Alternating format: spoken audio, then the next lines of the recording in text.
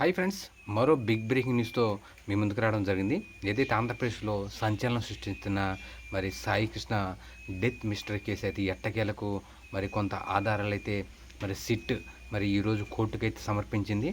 ఈ రిమాండ్ రిపోర్ట్లో మరి సంచలన విషయాలైతే మరి కోర్టుకైతే వెల్లడించింది. ఇప్పటికే మరి సిఐ నాగరాజు గారిని అరెస్ట్ చేసి మరి సిఐ నాగరాజు గారు కాదు, క్రిమినల్ నాగరాజు గారిని అరెస్ట్ చేసి మరి నిన్న 5 గంటల సేపు ఆయన్ని విచారించిన తర్వాత ఏదైతే ఆయన సిట్‌కే ఎదురు ప్రశ్నలు వేయటంతో సిట్ అయితే కంగు తిన్నట్లు సమాచారం. ఏదైతే ఏదైతే నా ఆయన నాగరాజుని నాకు ఏదైతే సాయి కృష్ణని నాకు అప్పగించినట్లు, నేను చంపినట్లు, నా కస్టడీలో ఉన్నట్లు మీ దగ్గర ఏదైనా ఆధారాలు ఉన్నాయా అని మరి సిట్‌ని మరి ప్రశ్నించినట్లు సమాచారం. మొత్తానికి ఈరోజు సాయి కృష్ణ డెత్ మిస్టరీ కేసులో ఏదైతే తల్లి ఆరోపిస్తుందో సిఐ నాగరాజు చంపేసి నా బిడ్డ బాడీని ఖననం చేశాడు, మరి ఏదైతే విజయవాడ బస్టాండ్కి సమీపంలో ఉన్న స్వర్గపురి అనే శ్మశాన వాటికలో మరి అక్కడ ఖననం చేశాడు అని ఒక ఆరోపణల నేపథ్యంలో ఖచ్చితంగా అదే విషయాన్ని అయితే సిట్ ఈరోజు వెల్లడించింది. ఏదైతే మరి ఆ స్టేషన్లోని కొంత కానిస్టేబుల్స్లు అలాగే ఎస్ఐను విచారించిన సిట్ మరి వారి దగ్గర నుంచి అయితే కొంత కీలక సమాచారాన్ని రాబట్టింది.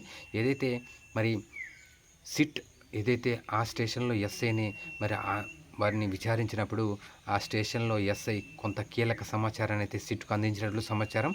ఆ ఎస్ఐ చెప్పిన విధంగా ఖచ్చితంగా నేను మే 6వ తారీఖు నుంచి 8వ తారీఖు లోపు సాయి కృష్ణ మృతదేహాన్ని మరి సెల్లో చూశానని, ఏదైతే లాకప్ డెత్ అయ్యాడని ఖచ్చితంగా ఆయన అయితే మరి ఖచ్చితంగా సాయి కృష్ణని మరి ఆయన చెప్పినట్లు సమాచారం.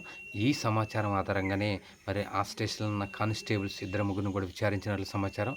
ఈ విచారణలో వారు దానికి కారణం మరి ఎస్ఐ గారు అదే సిఐ మరి నాగరాజు గారని ఖచ్చితంగా సిట్ భావిస్తున్నట్లు సమాచారం. ఏదైతే మరి 6వ తారీఖు నుంచి 8వ తారీఖు లోపు సాయి కృష్ణ మరణించినప్పటికి కూడా మరి ఆ విషయాన్ని కోర్టుకు తెలియడంలో కోర్టును తప్పుదోవ పట్టించారని సిఐ నాగరాజు కావాలని, అలాగే మరి ఏదైతే కృష్ణలంక పోలీస్ స్టేషన్ పరిధిలోని కృష్ణలంక పోలీస్ స్టేషన్లోని సీసీ కెమెరాల ఫుటేజ్ కూడా ఆయనే కావాలని మాయం చేశారని, ఇది ప్లాన్డ్గా చేసిన మర్డర్ అని, అయితే దీని వెనక ఎవరున్నారు, ఎంత పెద్ద తలకాయలు ఉన్నా కానీ వారిని వదలబోమని సిట్ అయితే మరి సంచలన విషయాలైతే వెల్లడించింది. ఏదైతే మరి ఈ యొక్క బాడీని మరి ఇప్పటికైతే చనిపోయాడు అనేది మేమైతే కన్ఫర్మ్ చేశామని, ఎప్పుడు చంపారు, ఎక్కడ చంపారు, ఎలా చంపారు ఇవన్నీ తెలియాలంటే కొంత మాకు సమయం పట్టిద్దని మరి ఏదైతే సిఐ నాగరాజుని మా కస్టడీలోకి తీసుకొని విచారించాల్సిన అవసరం ఉందని మరి సిట్ అయితే కోర్టుకైతే వెల్లడించింది. ఖచ్చితంగా ఏదైతే సాయి కృష్ణ చనిపోయిన ఆధారాలు, ఏదైతే మరి అతన్ని ఖననం చేసిన ఆధారాలు ఏమైనా ఉన్నాయంటే అవి సాధించడానికి మరి కొంత సమయం పడుతుంది. ఇప్పటికైతే మొత్తానికి సాయి కృష్ణ మరణించాడని మేము డెత్ ఫైనల్ చేశామని మరి సిట్ అయితే కోర్టుకైతే వెల్లడించింది.